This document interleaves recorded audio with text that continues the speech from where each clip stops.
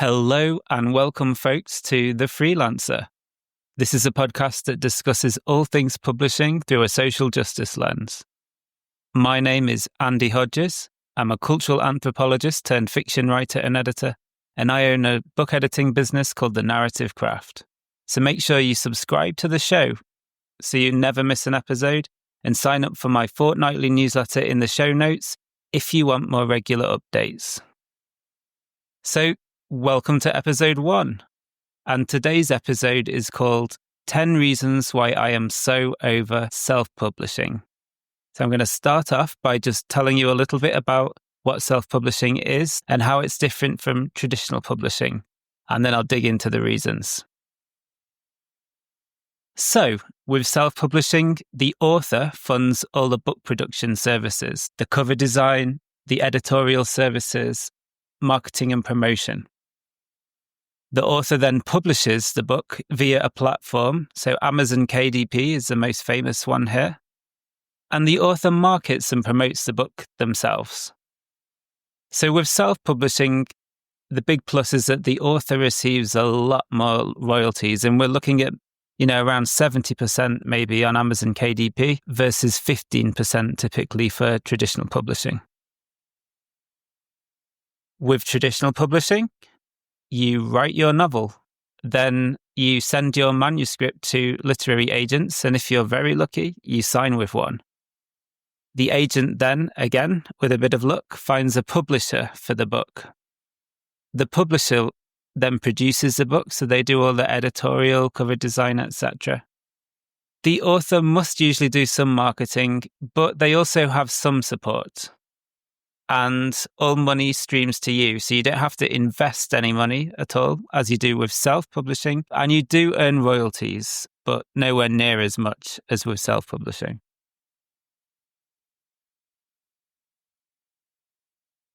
Now, as a fiction editor, I've worked with both traditionally published and self-published authors. And I've carried out developmental edits. That's where you're making big picture edits, looking at things like story structure, character development, and so on.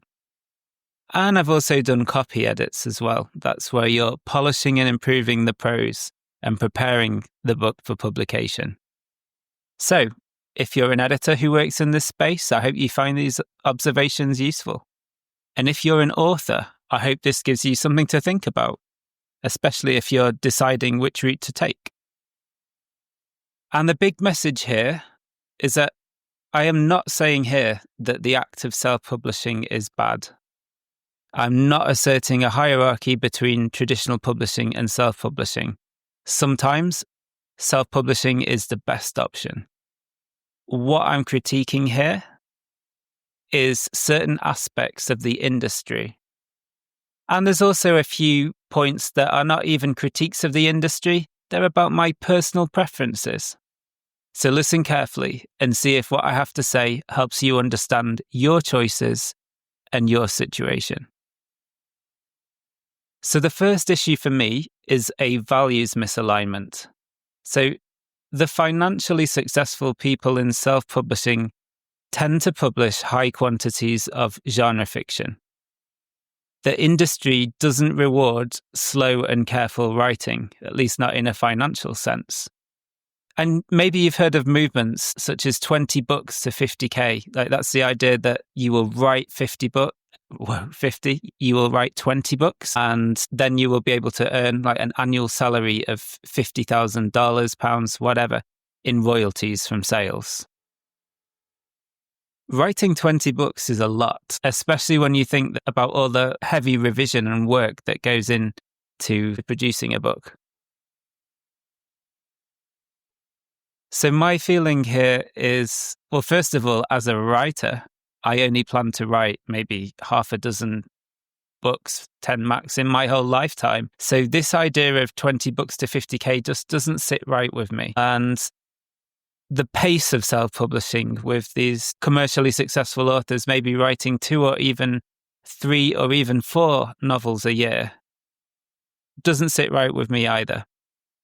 Because it doesn't give enough time, in my opinion, to focus on the kind of detailed revisions that are important for refining things like character goals and motivations. On to point 2, and point 2 is another values misalignment here.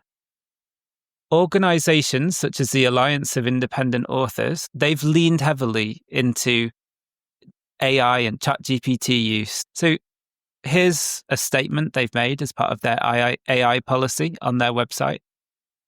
They say, the Alliance of Independent Authors recommends that authors bring a spirit of curiosity to their consideration of AI and be willing to explore the potential of AI in their work as writers and publishers. They do add, and they should be clear with their readers about if and how AI is used in their work. And that's really important because Amazon at the moment is being flooded with new books that have been written by generative AI. So there's a real need to demarcate human creativity from books which have been produced using these technologies. Now, the Society of Authors, and that's a UK trade union for authors and writers, they take a very different stance. They say in their AI policy, the creative industries are founded on human creativity. There's no reason, cultural, financial, professional, or otherwise, why that should change. Creators' business interests and their rights must be preserved and respected.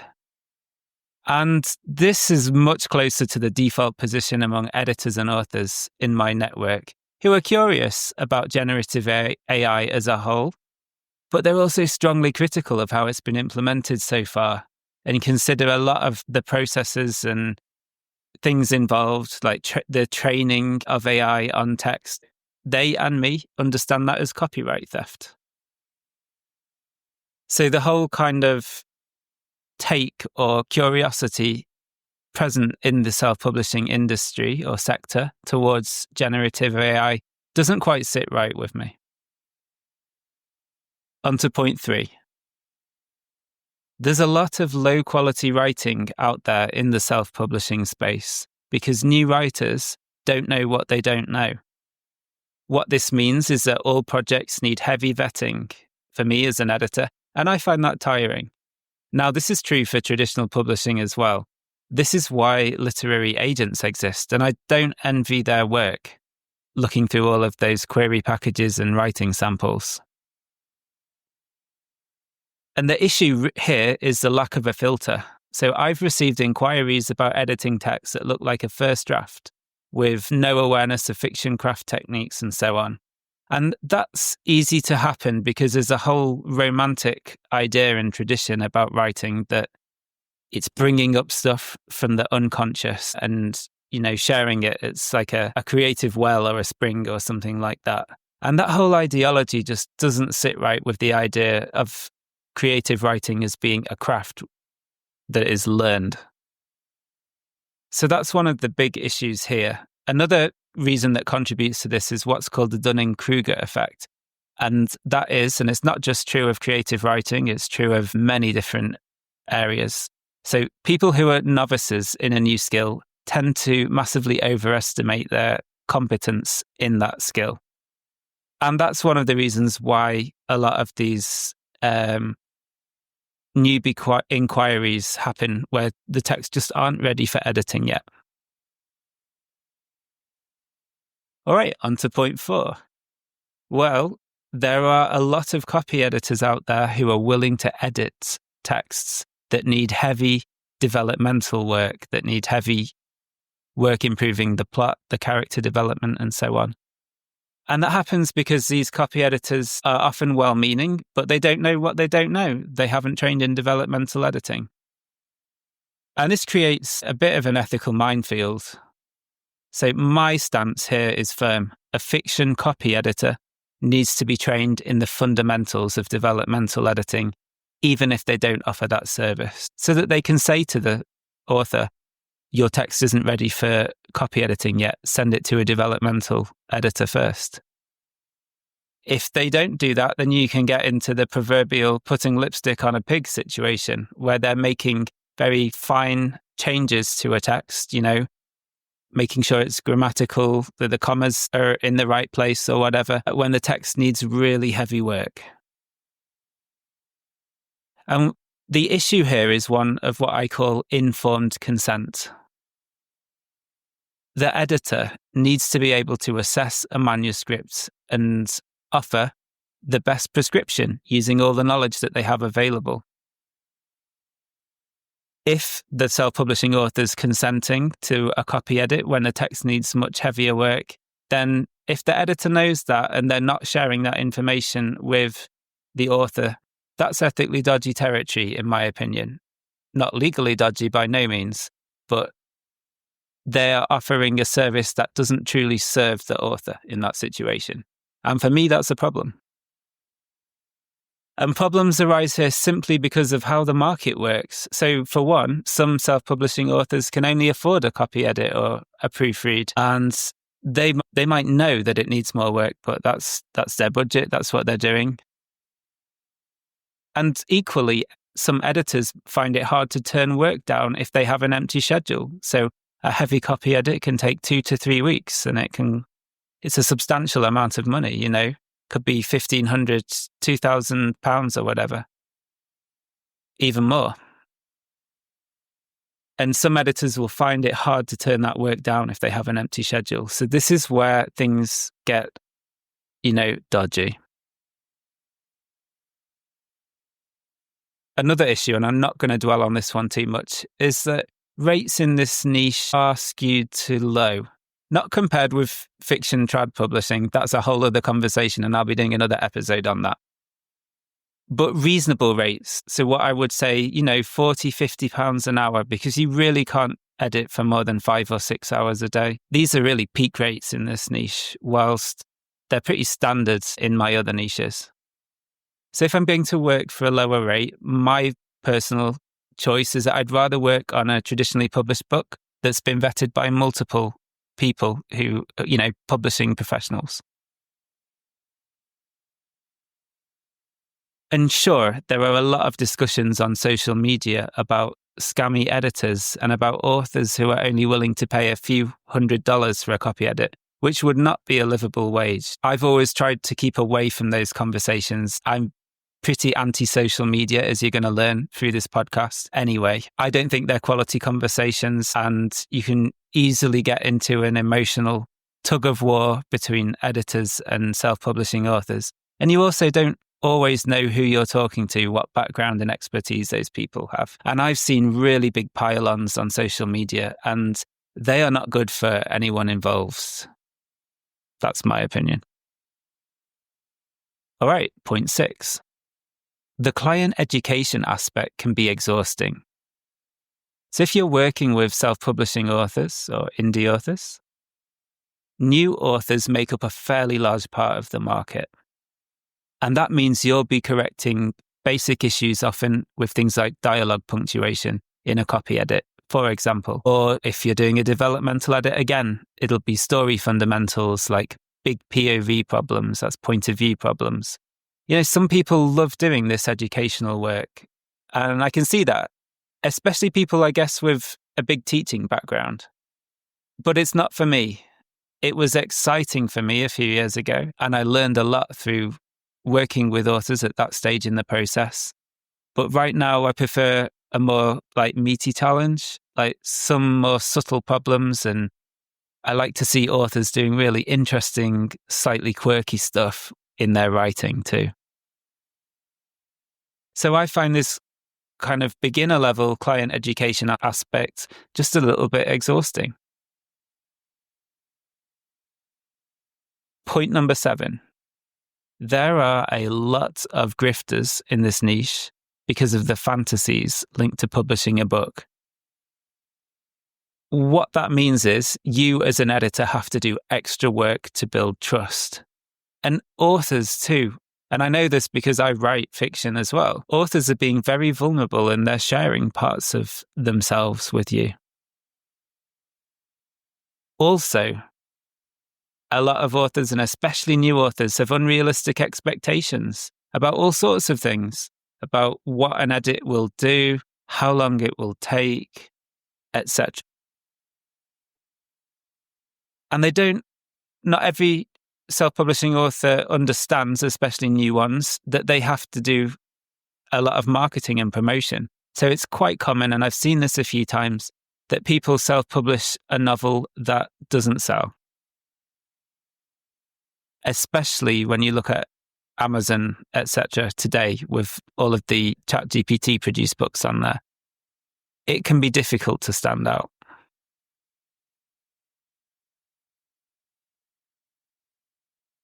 A related problem here is that self-publishing authors often struggle to get a hand on editorial expertise and what separates different kinds of editors from one another, like newbie editors from more experienced ones, etc. And that's because the field's unregulated. So, that's a tricky one. Not all self-publishing authors understand how editing works.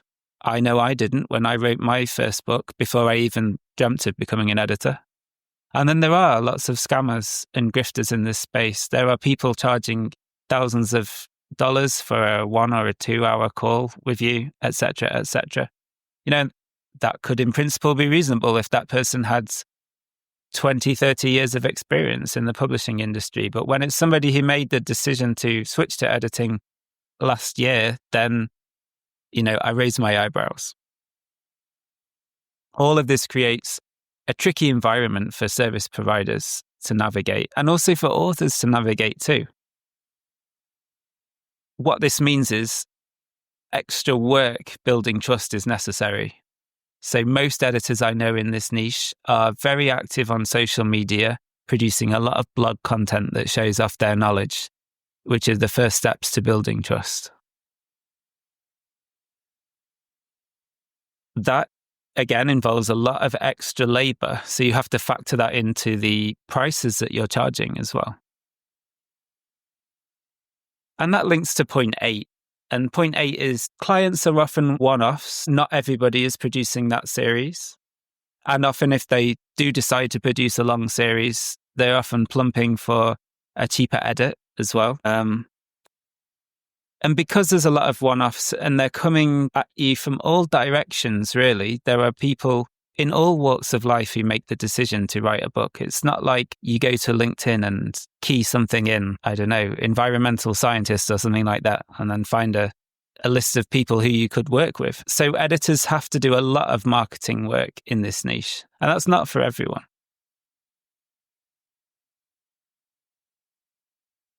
It's also the only niche I know where editors are routinely and frequently asked to offer samples, and often free samples, which they can, of course, reject.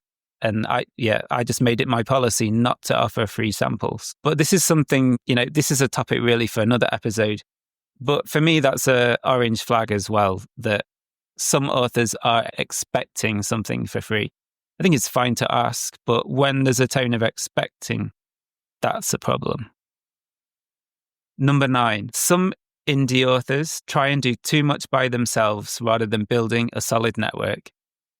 For example, it can be super frustrating to work on a fantastic novel and then see a really bad cover that, I'm not going to put on my website or in my portfolio, etc. I do notice this tendency more with men authors rather than other genders. I think there's a tendency among men to kind of go it alone and not share their writing as much, not have as networked an approach to the whole process. But this kind of individualism and be strong, like trying to do it all by yourself, that can be the downfall of a good book. So if you're listening to this and you're either planning to become a self-publishing author or you're working in this space already, please, please, please build up a solid network. I think a writer network is crucial for whatever you're doing. And finally, reason 10. The desire for more creative control can lead to a situation where authors aren't receptive to feedback that would improve their novel because it doesn't fit their vision. So the point here is, and it links to the individualism in point 9, is that the authors have the final word. They can choose to reject editorial expertise. And sure, there are some editorial calls that are quite subjective, and they should absolutely have like a voice at the table. But this can be frustrating for an experienced editor. For instance, if an indie author is insisting on changes that are grammatically incorrect, for example. And I've heard horror stories about this kind of situation from friends and colleagues. And there's a deep question here, which I think is a really interesting one for creative writing in general. And that is the author at heart writing for themselves or for other people? Because, it's called storytelling because it's the art of telling other people a story. Having the creative ideas is, relatively simple. But turning those amazing ideas into a good story is much more difficult. So think about that as well. Who are you writing for? Are you really writing for other people, or are you writing for yourself in an important sense? And either can be fine. But if you're interested in either being commercially successful in the self-publishing space or making a traditional publishing career for yourself, then you need to be thinking of your audience all the time. So, to wrap up, who or what is self-publishing good for? So, if you're publishing for yourself or for your family and friends and not for another audience, then self-publishing can be a really good option. It's also a great option for people publishing large quantities of genre fiction and who want to make a career out of it for themselves. But it's not an easy career to make. So if you're doing this for purely entrepreneurial reasons, definitely take a look at other industries and sectors, because it's not exactly lottery odds, but we get going in that direction. Then it's a great option for people who are publishing 1 or 2 books, and that might be for art or for some deeper personal or social purpose, like to communicate with a certain audience, for example, or an activist community. And I actually really like doing these kinds of self-publishing projects where they're less of a kind of entrepreneurial, like writing to make money sort of approach. And it's personally meaningful in a really significant and important way. And self-publishing is also great for people like Taylor Swift, who have a massive audience already and don't need the publishing knowledge, marketing and distribution networks that trad publishing can offer. And finally, what did I decide to do about all of this? So I've voiced all of my critiques, my gripes with this space. Despite that, I've really enjoyed working in that space over the past few years. What I've done, though, is I've made some big changes to my business. So I've stopped marketing in this niche because I realize it's not the best fit for my values and my energy. Definitely avoid participating in these online social media discussions now with self-published authors. But I still do content or developmental editing work for people who find me through my website, whatever their publishing goals. And often when people have a first draft, they're not sure what they're going to do next. But for copy editing, I decided I'd rather earn a slightly lower rate, but work on a book that's had several editors carefully review it. So I'd only consider self-publishing clients who are fully invested in all of the steps in this process, who have worked with a developmental editor, etc., etc. And that's it. That's episode 1. So thank you, folks, for listening. I really appreciate you taking the time to listen to my thoughts on this topic. And I'm also really curious to hear your thoughts too. So, get in touch. Don't forget as well to take a look at the show notes for all of the useful links. And if you want to keep in touch with me, you can sign up for my newsletter, subscribe, rate, and review.